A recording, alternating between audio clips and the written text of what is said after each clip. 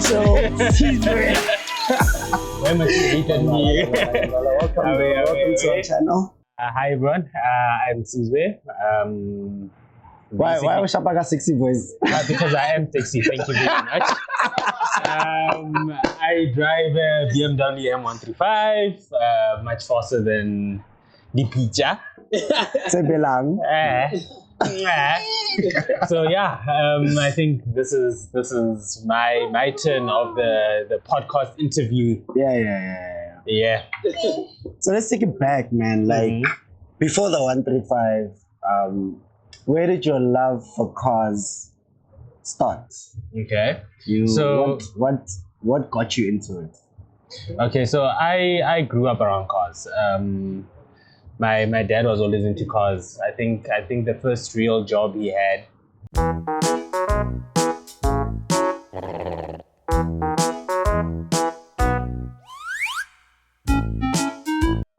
was very into cars. He was actually a mechanic. So I grew up seeing cars, working on cars from a very young age. I think at the age of 16, I'd already done my first engine rebuild. What? On which car, dog? It was a 1400. Oh, okay. One of those. But it's a nice, nice car. It's a nice drag car. Like, look, at the time, I was very well clued up in how the modern combustion engine works. And then went on. I think I was privileged enough to be in a family that had the nicer perks in life. So even when it came to driving to school, something like that. So even when it came to driving to school, and by the way, it was like when I was in grade 8, I started driving to school. What? And in what car, dog? That's the thing. The preferred cars wasn't the usual. They were the nicer cars, but I always preferred the modified cars. So there was this one of 100 Alfa Romeo Giulia. What? It was color? Red, 2.5 GTV 6. Sure. That is what I love driving. Other than that, there was this VQ300 one-tonners, but it was dropped all the way to the ground. So that is what I basically drove to school. Yeah. And then eventually it was time for varsity. And then again, I was fortunate enough to get a Corsa Baki. Oh, you had a Corsa Baki? Yeah. So I like the Corsa lights. No. Utility. Yeah, okay. And then Bele, I didn't leave it stock. Drops, rims, pearl color. Even cut out the back box so I could put 2 15-inch subs. What? You must send us pictures for that. Definitely. Yeah. So I drove that for about 2 years, and then there was this time where I had to drive it back. So Karaiki, Limpopo, Palamora. Palavo, okay. Yeah. So it was 600 kilometers from where I was studying. So there was this one day I was actually driving home, and as I was leaving Joburg, I got a puncture. Stopped on the side of the road. Small things. I get the jack out, start jacking. Bah! The jack fails. What? And then, so now I'm stuck on the side of the road, no jack. So I start waving down cars, showing them the jack. Eventually, a tow truck driver stops. And he helps me with the jack. He gives me the jack, I jack up the car, I remove the wheel. And then after removing the wheel, I place my spare wheel there. Hunting, spare wheel is the wrong size. So the holes line up, but that little center thing doesn't line up. It's too small for the hub. So it doesn't get in fully. Sure. So what did you do? Being stranded, I just put 2 nuts in. Then it hovered a little. Then I drove it about. Did you wobble? It did. I'm sure you were going whoa, 30 kilometers the whole per way. hour. I did about 30 kilometers like that. I'm sure now the subwoofers and the sound is off. You're stressed. It's quiet in the car. Listen to the car. And then I stopped at this little town. I can't remember where it was. Yeah. But just off the highway, and I bought a second-hand tire. And they fitted on my 17-inch rim. Put it on. We're good to go. We're driving. And you just drove. Yeah. I'm driving. As I'm passing Kranskop, this truck driver is hooting at me and trying to show me my wheel. Yeah, man. And then when I stop, And look at the wheel. There's this massive bubble on the whole side. Oh, damn. What a day that was, bro. Yeah. I know it was a messed up day. So I stopped. As I'm looking at it, it pops right there and then. And then, and now we're back to no spare wheel because obviously it doesn't fit. No jack, it's broken. And basically no help. You're back at square one. I'm back at square one. So what did you do, bro? So I started making calls. At that point, I was about 120 kilometers from Polokwane. Yeah. Started making calls, tried to get a few people from Polokwane. And eventually my brother said he's on his way. While waiting for him, someone I actually know from back home passes with the exact same car. And he stops, like, you need a spare wheel? He gave me his, put it on, the jack is there, perfect. Wait, Start no. the car. It's not Look over. at God, dog. No, it's not over. Father, you're depressing me. I promise you, this is a true story. So I start the car, and the car is on half tank. Mind you, this car was full when I left Pretoria. Yeah. It's a 1.4. Yeah. It doesn't chow that much. Yeah, fuel. it shouldn't, yeah. It's on half tank, and I'm thinking to myself, was it really this low, especially considering how slow I've been driving? But sharp. I start driving. No, man, this car smells like fuel. It's smelling like fuel. I stop, I check, no leaks. I'm driving. I get to Polokwane, and it's under quarter tank. I'm like, no, man. Heaven. This is not right. Normally, one tank would get me to Palawara. Yeah. No, it's man. still far, bro. I'm like so from far, Polokwane to 200 Palawara, kilometers. like, yo, I So drive. I'm just like, no, man. Look around. No, get to the filling station, put in 500. By the time it's almost full tank, 500. I'm driving. Now I can almost see the needle going down with me. No ways. This car is a fuel leak now. What? It's leaking fuel. Like on the gear linkages, one of the pipes rubbed and it's leaking fuel there.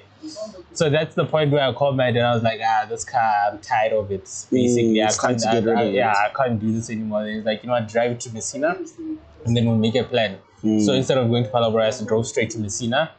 With the tank going down. How many 500s did you pour? I stopped at another garage, I put in a 500, I clapped that car. You're like, what's one? What's one? If it's leaking, it's leaking. Yeah. So I got there just as it was blinking now.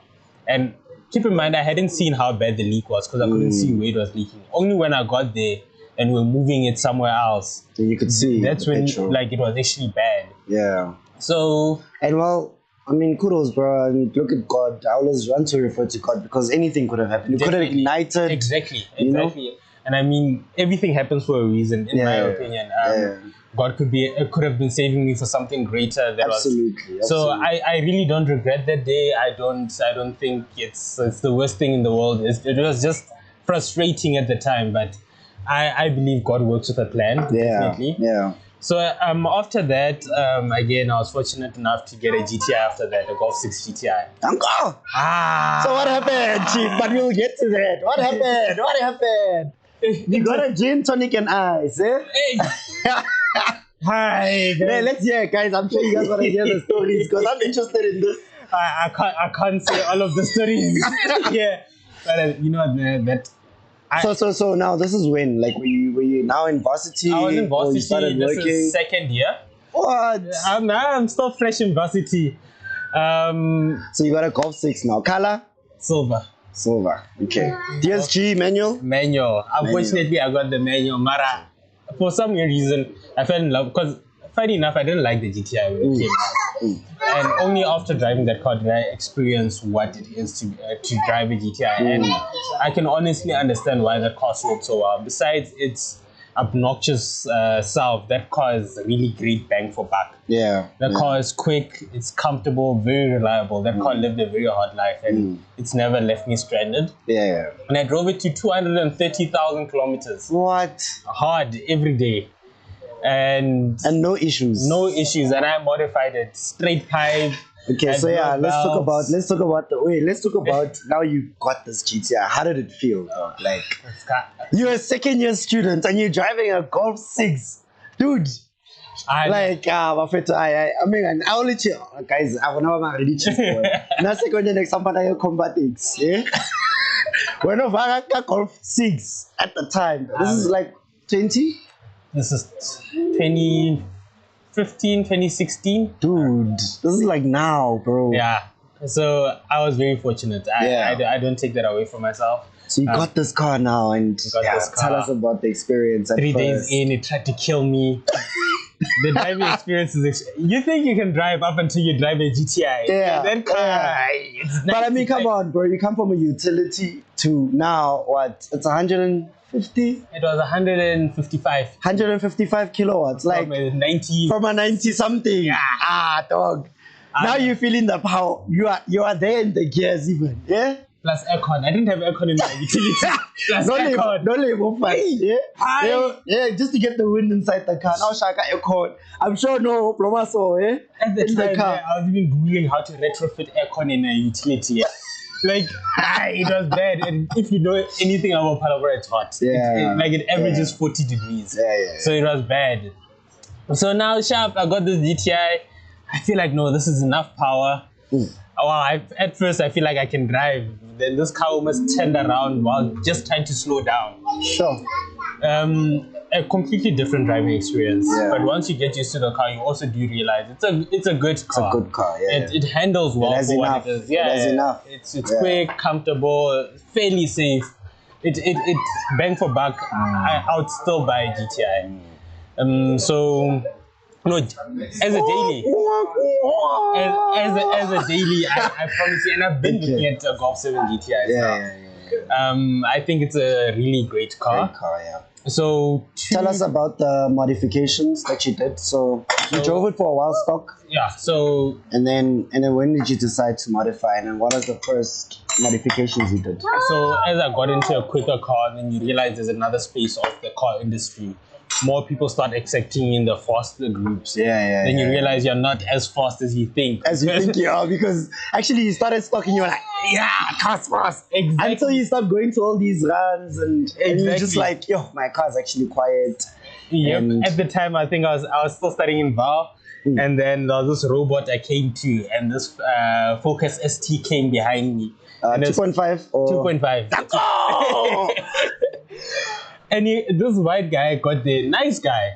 He got there, he's like, these cars do really well. Is it modified? I'm like, no, it's stock.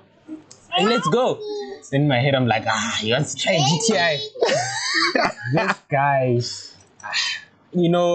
understanding it now, I could even hear this guy let me leave as hard as I can.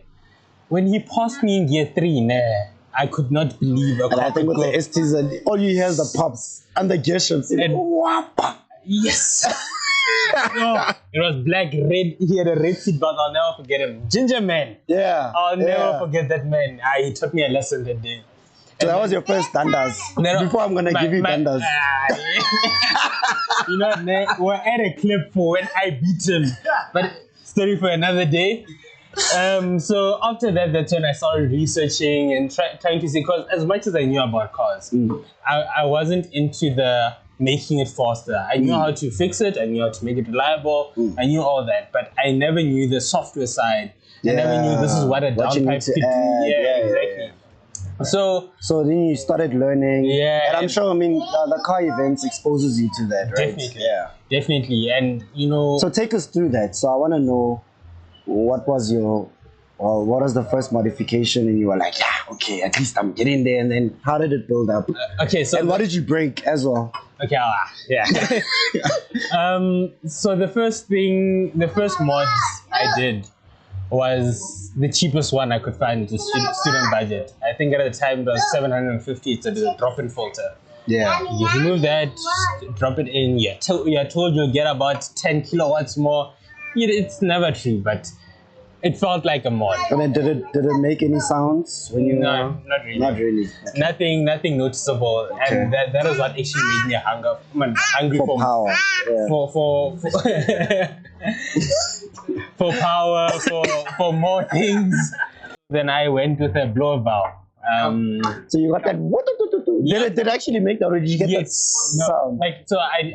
I had it adjusted to make the blow off sound, Oh, you wanted that? That is basically what I wanted. And since it was a manual and not a GSC, It that sounded was perfect. nice. Yeah, that's perfect. Every gear change, Yeah. it made the sound. Yeah. And how can I look at Sinji? Hey. That gin tonic and ice. Oh. And then it's starting to make that. Oh.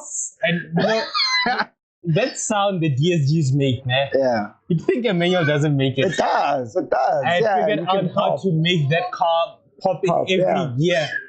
So that car sounded crazy. Oh wow! So you could pop even without the exhaust. Yeah, I could pop without the exhaust. Yeah. I could make different pop sounds with the exhaust. Like it was a nice learning experience actually. And I feel the first time it actually happened was in the rain. I was trying to leave the stop sign hard. There was this weird sound that I heard. I was like, This is it. This is it, Mchana. This is what I want. Yeah. Took me about 15 tries to imitate it again. I was like, aye, man. Here it is. Here it is. From there, look, there are multiple things you can do. You can make it wheel spin with traction off. As you switch on traction. In the rain, then you can... Hela. Now you are learning. Even you're no longer doing this. Now you're talking about So, hey, at the time, no, I was in love with the car. Then got a straight pipe. What? Then stage 2 exhaust. What the stage 2 software? I love that car. Yo. I love that car. Now you can give Dandas. Yo. You think so? Front wheel drive is still front wheel drive, guys. No, yeah. But I mean, highway, you can. Yeah, it was, rolling races. Rolling races, it was doing really well, even from the start. But like, hey, you're spinning a lot. You're spinning a lot, but that was a really great car. Can I use your phone? I'm just gonna take photos of the cars outside. Spinning a lot, and then, but yeah, eventually, I was ramping up kilometers very fast because I'd try and go home every twice a month. Oh, okay. So that would be. Yeah, go bomma. Hey. Go bomma, Barry. Hey, bomma. I love my mom, guys. I love my mom, but funny enough, I'm closer to my dad. But anyways, so that was about 3,000 kilometers almost every month that I'll do extra, excluding my daily drive arounds. I had family in Joburg, so I'd be in Joburg every weekend. So racked up kilos very fast. And eventually it started feeling like this car is it's becoming a little unreliable. Why did you break? Okay, so because now you've modded, and now you are butchering this car now. Hard life. So what were the issues you had with that GTI? Only broke one thing, which is side shafts. Well, not side shafts, sorry, CV, but inner CVs. And because of the launching. Yes, this is literally just because of launching, like and launching sideways, like this whole turning your steering wheel thing while having torque on the CVs. That really chowed, but it only chowed one CV. Because it pulls on the left. It pulls more on the left. Yeah. I chowed one CV, but I had an aftermarket warranty. Aftermarket warranty on it. They replaced both, and no issues after that. That car lived a very hard life, but that car never disappointed me. I did absolutely everything on the car myself. All the modifications. So the straight pipe. I got a little cheap welder thingy, and I actually got someone to just bend the little pipes for you.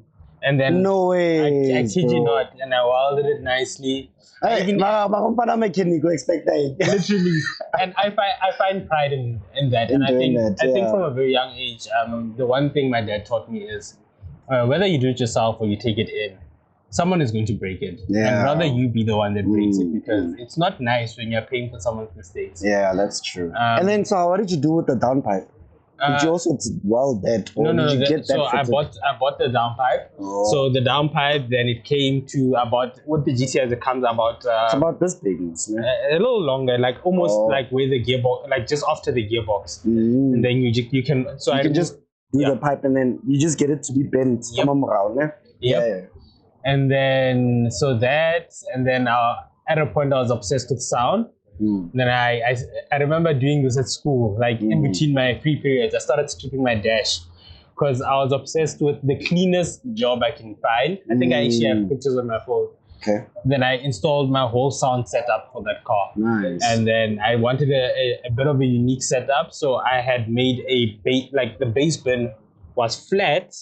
And it's set in the spare wheel holder thing, so it didn't take up any boot space. It just looked So what did you do with the with the subs? Because they were obviously facing up, right? You know, we'll insert a picture here of how it looked. Alright. But basically, so we remove. I removed the top sheet of that back the boot layout, and then there's this little holder for your spare wheel stuff and things like that.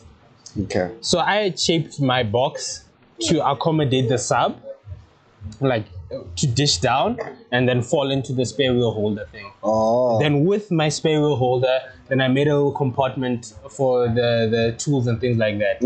I wrapped the thing, I had lights underneath, so it looked very clean. Yes. Yeah. And you did that yourself, dog. Shout out, bro.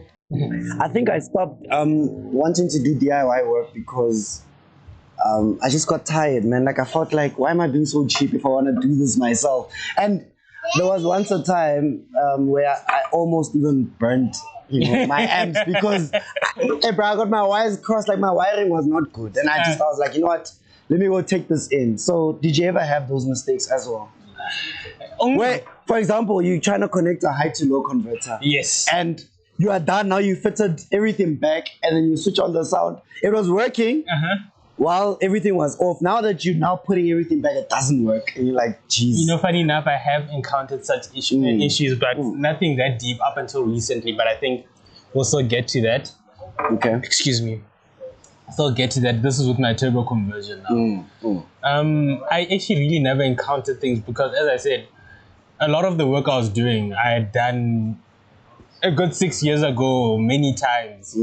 I think at the time it was my 10th sound install. I had started doing it for my friends as well. Oh, okay. So you knew what you were doing. Exactly. Yeah. So it wasn't something that really phased me. It's more the performance mods that were starting to become a challenge. But I never really got to go too deep into that with the GTI. Okay. So now Gin Tonic and Ice is now being sold. Yeah, it's too unreliable now. Too unreliable. It's broken. Broken. You said CVs. Yeah. Side chops. CVs. Okay. Yeah. So you're like, okay, 200Ks. It's time to go. So what was next? M135. And then when did you get the car? What the BM? Yeah. This was almost 5 years ago today. This is why the reference of my joke. 4 months left. And so absolutely. It's done basically. You're done paying it. So I'm still at school, but I'm making my extra money. Oh, okay. So I convinced my dad to finance this car, and then finance this car, and then what made you decide on? And what made you decide on the 135 out of all the platforms you had? So because I know you come from VAG, like you come from a GTI. You could have gone 6R. Yeah.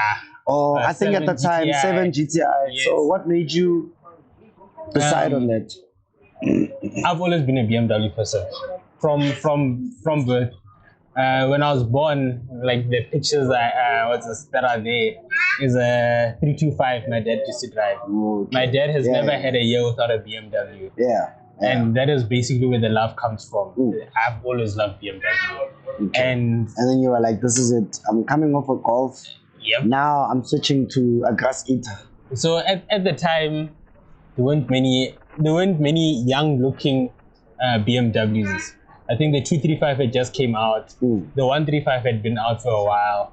But you got the facelift, the one with the lights. You got the pre-face. The pre-face. Oh, okay. Cool. The pre-face. So I got a late 2014 model. I think the LCI had just came out, but that was a little out of the price range. So pre LCI, but spec, extended screen, updated steering wheel, had the good turbo. So I was in love with this car. Yeah. I love this car. And then did you get it with the M Performance exhaust or not? No, I got it stock standard. Stock standard. Okay, completely stock. Okay. The car, I think again we'll insert pictures of how the car looked. And then I remember telling myself 220, at the time it was 235.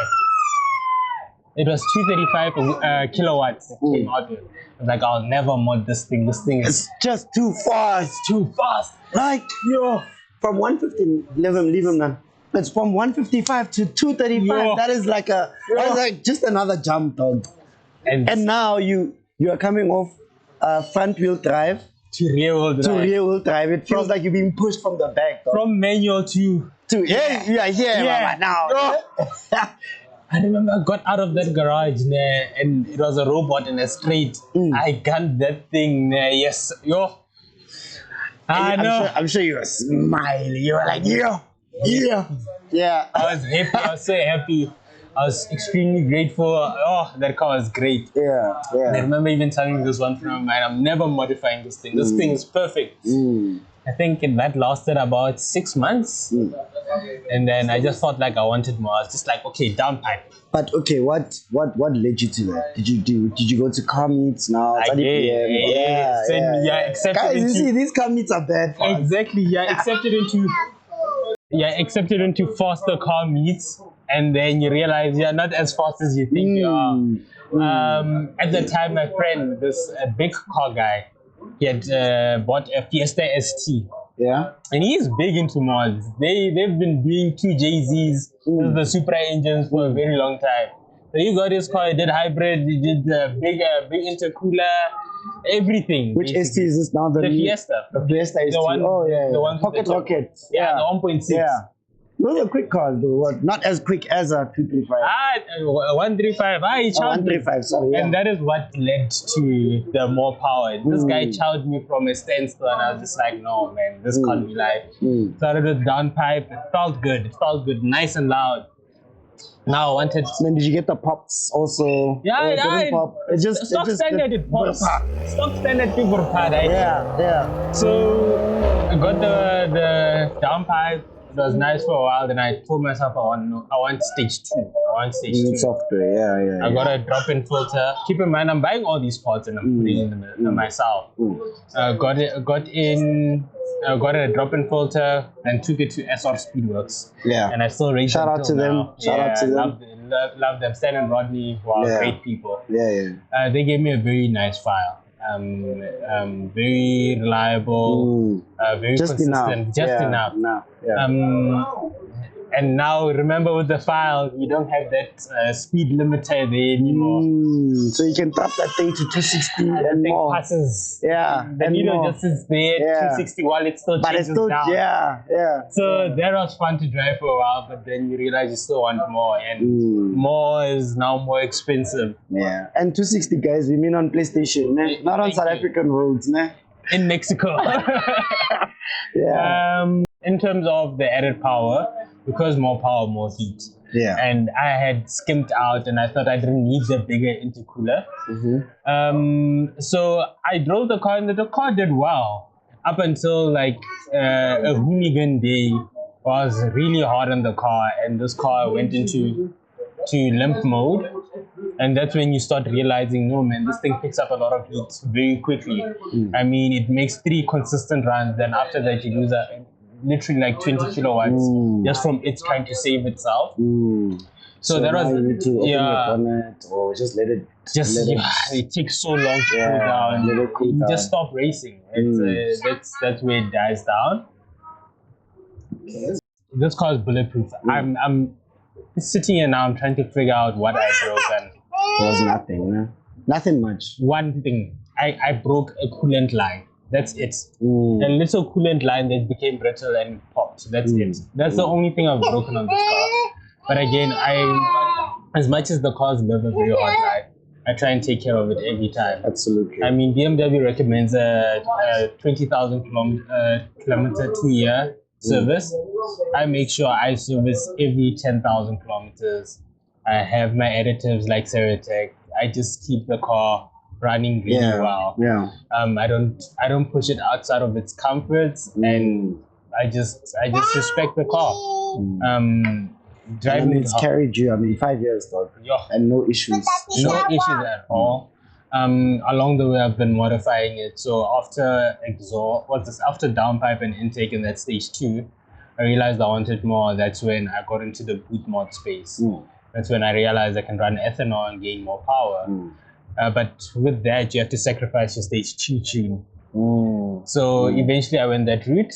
And then how was the differences when you went boot mod versus the file? So the OTS stage 2 is definitely a lot weaker than the custom file. Yeah, But the E30 Mac was definitely decently stronger than it. So it balanced itself out quite well. Yeah. And I drove it like that for about a year because at the time I was renowned as fast. I did really well in street racing. Well, illegal street racing. This is basically heads-up racing. And then eventually I realized I wanted more power. And this is when we started putting things together like the TU, the high pressure fuel pump. Okay. So you needed the high pressure fuel I needed pump. it. I was running out of fuel. It was at its limit. Yeah. I needed the TU pump, again, myself. I need a water meth, again, myself. Did you get that done? Yeah. No, I didn't. Every single mod on the car except a custom file on that car, I did myself. Jeez, dude. This is the running of the plumbing for the water meth and the placement of everything, the wiring of the water meth. Again, we have pictures of those. I did intercooler myself, TU pump myself, and then I ran it like that, and it ran very consistently like that. Yeah. And what is the power that you were making? Funny enough, I'd never done it. Yeah. It never made sense to me because I was doing well on the street, so it's fine. And in my head, I had a rough prediction of what I was making, around 280 on E30, but a very consistent 280. Yeah. So that was good.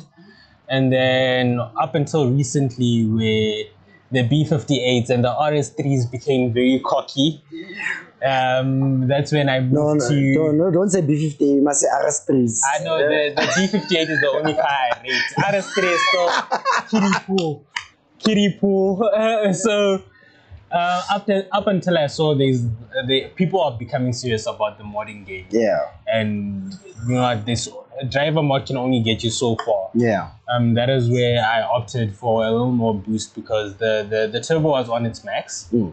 And then... and did you break the turbo or you just chose to... Nope. A fellow friend, a fellow runner of this channel gave me the stock turbo which they had damaged. And then I took that into a certain local company. Okay. And then we got a stage 3 hybrid from that. This is bigger, what's this turbine and what's this compressor wheel basically. And how was the jump now? How did that feel? Trust me, I'm still trying to figure it out now. I'm referring to things that are recent, 2 months old. I'm still buttoning up everything. So I did the turbo myself. That was pain because as much as I'm fine with working on my car, it's just a different space. I was in between moving from Ramfontein to this side to start a new job. Now you're going back. So yeah, now I'm going back. So I hadn't even had my tools this side. So it was like making do with what I have. And it just made everything extremely hard. Yeah. Something that was supposed to take me half a day ended up taking me basically 2 days. Sure. And yeah, the turbo was in, the car started, everything. I ran it in for about 1,000 kilometers. And then without battering it. Yeah, just driving it properly. And then I needed more fuel. So I added a Walboro 450 in the tank. So we have 2 pumps in the tank and then one obviously in the high pressure fuel pump. Yeah. Ran that off a hop switch, and that is my fueling setup. Sure.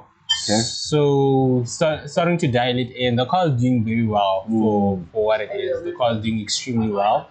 It's already chasing. This is not the revised file. This is uphill draggies. It's already chasing the new G80 100 to 200 times. What? So it's doing really well. I mean, so you're doing what? 11, 10? You'll see. The 100 to 200. The 100 to 200. So the rolling times. The rolling times. Shit. Okay, you don't wanna confess, eh? You don't wanna confess your Koramal time. I don't wanna give you too much. You might not wanna race me, but no, I'm giving you a head start, Chief. I don't want to. You might need it, but comfortably in 11s. I'm running comfortably. Comfortably, in yeah. 11s. Yeah, that's good, bro. Yeah, For that car, yeah, yo. real drive Yo. comfortably. It It is, bro. Yo. So yeah, the car is doing really well. Still revising files. Working with a local guy, and he's being very helpful. Yeah. The next event should be a good event. So yeah, that is the story of the 135. All right, so I think thanks for that, all of that, the tuning, the modding. But I just want to know to someone who's out there who wants to buy a 135, can we talk about tires? I think this is just my last question. Let's talk about the price on tires. Let's talk about the fuel, insurance, and yeah, the like repair, maintenance of the car. Okay, so let's start with insurance. Loophole. Because my dad financed it, he had to insure it. And because of his age and the amount of cars he has on that specific insurer, the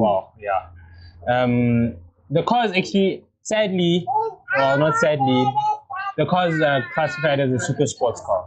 What? So if I was to finance it or to insure it, I'd be paying 2,100, I think, at the time for the same broker. Okay. But he's paying 900 and something for the car. Sure. For insurance. What so a steal, dog. That's great. Then I was just listed as a regular driver. Tires on the car is actually really not that bad. I mean, when I started driving it, I came from a very disciplined background. Yes, I raced, but sliding around was never really a thing. Burnouts? Not even. I'm not the biggest fan of burnouts, to be honest. What type of a gas guitar driver is this? Fast one. Thank you. I only do it to burn out, or to warm up the tires. Heat up tires. I I like sliding around, but not in terms of burnouts, like trying to maintain a drift and things like that. Those are the kind of things I'm leaning towards. I actually want to get into the drifting hobby. Yeah. So yeah, but anyways, tires the rears used to last me about a year. And then, a year? Yeah. No way, I dog. promise you. No way. This is unbelievable. And if you go for the Bridgestones a little over, those things are hard. Yeah. And my front would last me 2 years. Understandably so. The This is the Potenzas, the Bridgestones. And then after that, I went bigger rims with wider tires and wider tires.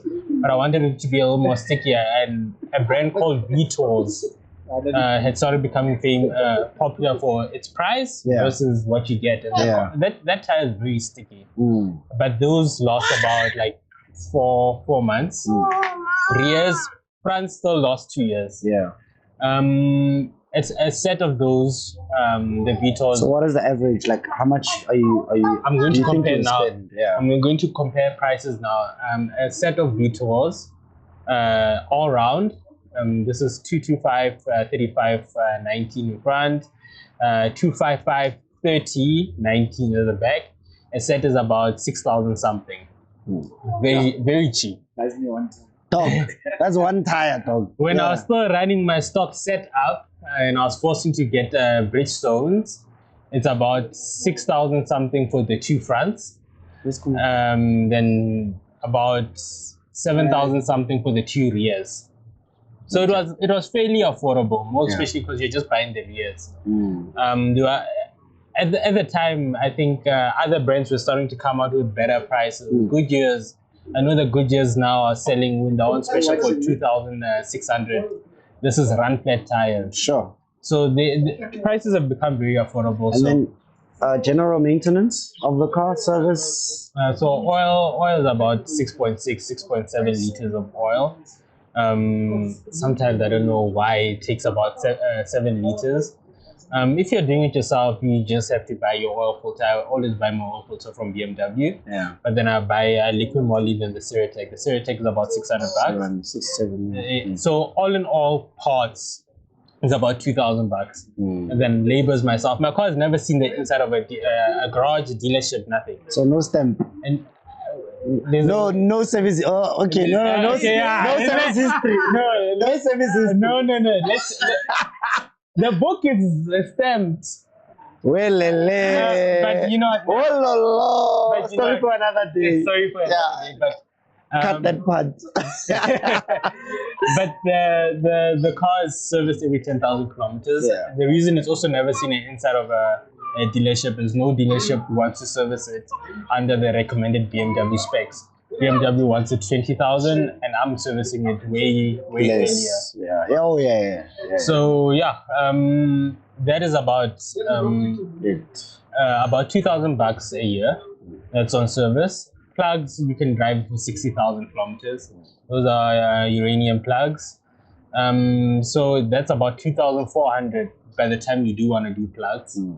Nothing more. Nothing more. Belts.